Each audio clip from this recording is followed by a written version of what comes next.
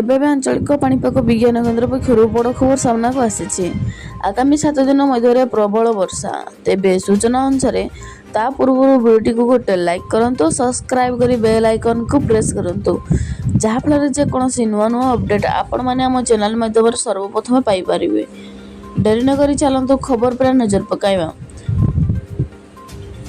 ଭାରତୀୟ ପାଣିପାଗ ବିଭାଗ କହିଛି, ଆଗାମୀ 7 ଦିନ ମଧ୍ୟରେ ଉତ୍ତର ପୂର୍ବ ଭାରତରେ ପ୍ରବଳ ବର୍ଷା ହେବାର ସମ୍ଭାବନା ରହିଛି। ଆସନ୍ତା ବୁଧବାର ପର୍ଯ୍ୟନ୍ତ ଦକ୍ଷିଣ ଉପଦ୍ୱୀପ ଭାରତରେ କେରଳ, ମାହେ ଏବଂ କର୍ଣ୍ଣାଟକରେ ଝଡ଼ ବର୍ଷା ସହ ପବନ ବହିବ ବୋଲି ଭାରତୀୟ ପାଣିପାଗ ବିଭାଗ ପକ୍ଷରୁ କୁହାଯାଇଛି।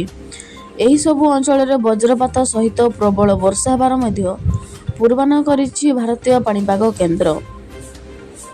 ସେହିପରି ଉତ୍ତର ପଶ୍ଚିମ ଭାରତରେ ଆସନ୍ତା ମଙ୍ଗଳବାର ପର୍ଯ୍ୟନ୍ତ ଦକ୍ଷିଣ ଏବଂ ଗୋଆରେ ପ୍ରବଳ ବର୍ଷା ହେବାର ପୂର୍ବାନୁମାନ କରିଛି।